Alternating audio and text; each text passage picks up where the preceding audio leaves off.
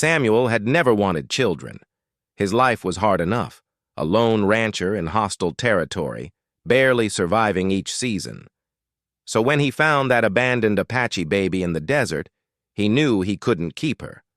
But as he rode away from the mission that day, leaving her in the care of strangers, something inside him broke, and for 15 years that broken piece remained empty until she came back, not as the helpless infant he'd left behind, but as the warrior who would save his life. But this story didn't begin with that day. It began 15 years earlier, on the day Samuel Carson's life changed forever. The New Mexico desert in mid-July was an oven. The air was so hot that breathing scorched your lungs. Samuel was riding north to check on his sheep when he felt utterly alone in the world. This land was desolate, miles of nothing but sand, cactus, and death. Then he heard the crying. At first he thought it was a mirage. Heat sometimes made people hear strange things. But the sound came again, faint, trembling but real, a baby's cry. Samuel stopped his horse and looked around. He couldn't see anything. Then he followed the sound toward a mesquite tree. And there he saw her, a tiny baby wrapped in Apache blankets, native beadwork, traditional patterns. The baby was crying but weak, from dehydration, hunger, or both. Dark brown eyes looked up at Samuel as if she already knew he was going to change her life. Samuel knelt down. He lifted the baby. She was so light, so fragile, a baby girl, maybe a few months old. There was no note beside her, no explanation, just the baby, blankets, and silence. God, Samuel whispered. Who would do such a thing? The Apache tribe was nearby. Samuel knew that, but relations with the tribes were tense, conflicts were constant.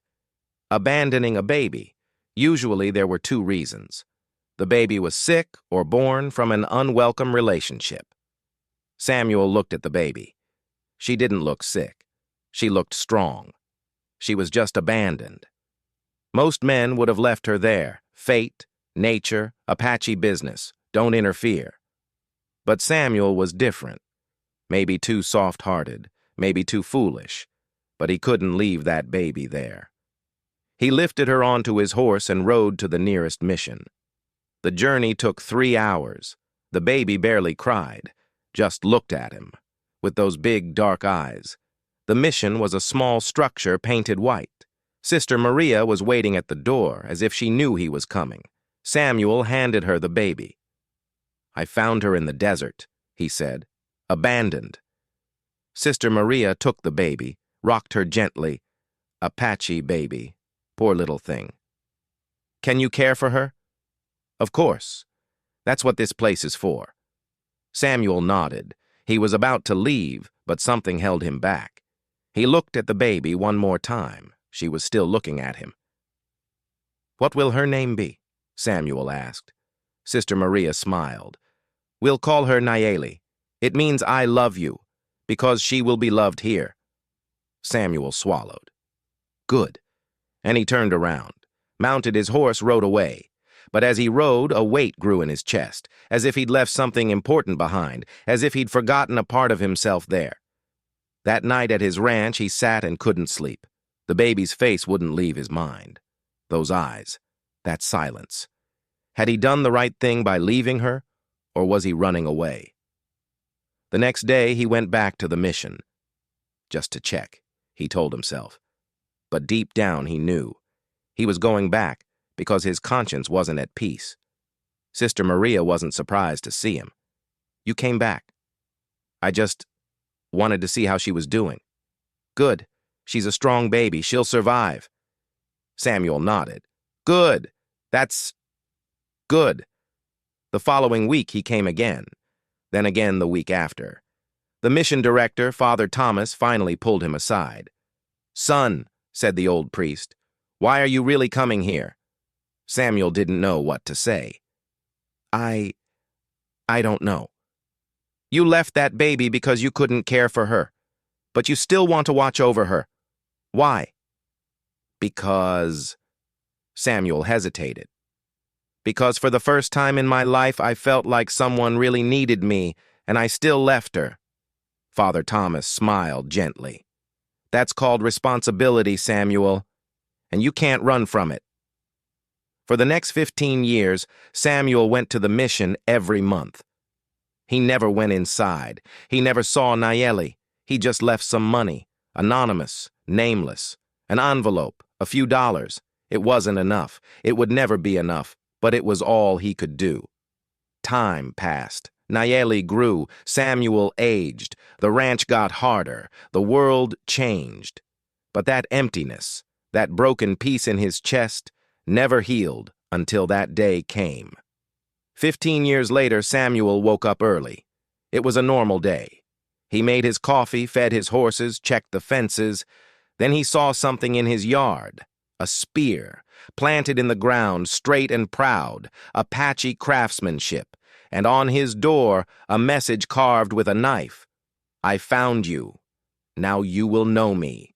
Samuel's heart stopped. He grabbed his rifle and looked around. Nothing was visible.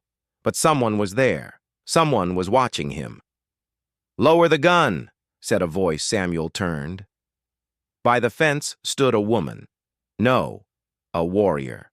About 6 feet tall, muscular, wearing traditional Apache war clothing. Her long black hair was braided, war paint on her face. She held a bow and arrows, but it was her eyes that stopped him. He knew those eyes. You? No, you can't be. The woman stepped forward. My name is Nayeli. 15 years ago you found me in the desert. You left me at the mission, and then you sent money every month as if that made you less guilty. Samuel's throat went dry. How do you know? Father Thomas told me. When he died, he left a letter. He told me everything about you. Samuel lowered the rifle. Nayeli, God, you've grown. 15 years passed. Of course I've grown. Her voice was hard, but also trembling. So now what? After seeing me, what will you do? Abandon me again? I didn't abandon you. I had no place to take care of you. Lies. Nayeli's voice cracked. You were afraid. Taking an Apache baby could bring you trouble. The town wouldn't accept it. Neighbors would turn their backs on you. That's why you left me. Samuel shook his head. You're right. I was afraid. But at the same time, I wanted to keep you safe. Here, with me, you wouldn't be safe. But was I safe at the mission? Nayeli's eyes flashed. Do you know what happened there? When I turned 12, I ran away because they told me I needed to be civilized. They wanted me to change my name, forget my language, reject my people. Samuel's chest tightened. I didn't know. Of course you didn't. Because you never came.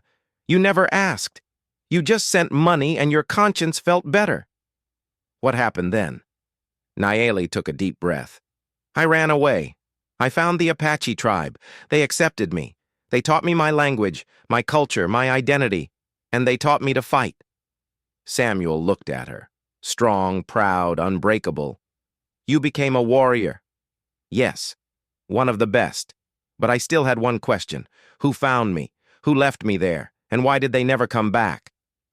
And now you have your answers, Samuel said quietly. No, I just have more questions. Nayeli walked toward him. Why did you send money every month? Out of guilt? Or did you really care? Samuel's eyes filled with tears. Both.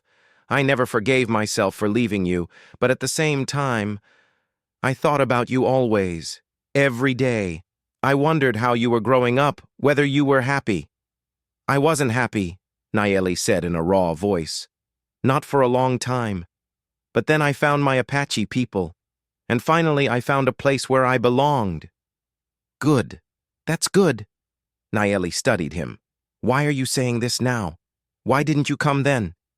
Because I was foolish, because I was afraid, because I didn't see myself as good enough for you. For the first time, Nayeli's face softened. You didn't need to be good enough. You just needed to be there. Samuel bowed his head. I know. And I'm sorry. For everything, I'm sorry. There was a long silence. The wind swept desert sand. A hawk circled overhead. Finally, Nayeli spoke. I'm going to tell you something. My tribe is in danger. White settlers want more land, military units are trying to drive us out, and we're fighting, but we're not strong enough. Samuel looked at her. And why are you telling me this? Because you saved me 15 years ago, and now I'm asking you for something. What? Help! My tribe! Talk to them! Tell the other ranchers that we're not enemies. Maybe we can reach an understanding. Samuel's heart raced. If I do this, I'll lose everything. The town, neighbors, everyone. I know, but you already lost once. Me. Nayeli's voice softened. Now you have a chance to win back, but only if you do this, the right thing. Samuel looked at her, those big, dark eyes, the same eyes he saw 15 years ago. And in that moment, he understood everything. This was his second chance, a chance to make amends, a chance to do the right thing. Okay, he said quietly. I'll help. Nayeli smiled for the first time, small, but real. Thank you. The following weeks were hard. Samuel talked to his neighbors, to ranchers, even to the town sheriff. Most didn't listen. Some laughed. A few made threats, but some listened. An old rancher, Mrs. Hawthorne, said, Samuel, have you lost your mind? Peace with the Apache. They're human, Mrs. Hawthorne. Just like us. They just want to live. But they're dangerous. So are we. We made them fear us. The woman thought quietly. Then she nodded. Maybe you're right. Maybe it's worth trying. Slowly minds changed. Not all, but some. Enough. A meeting was arranged. Apache leaders with ranchers tense, even dangerous. But they talked. Nayeli was there. She interpreted. She mediated. And over time, very slowly, an agreement took shape. Land sharing, trade agreements, mutual respect. It wasn't perfect, but it was a beginning. That evening, Nayeli came to Samuel's ranch. For the first time, she went inside. She examined the house, simple but clean. This place is small, she said. Yes, but it's home. Nayeli smiled. Maybe one day it will be my home too. Samuel looked at her in shock. What do you mean?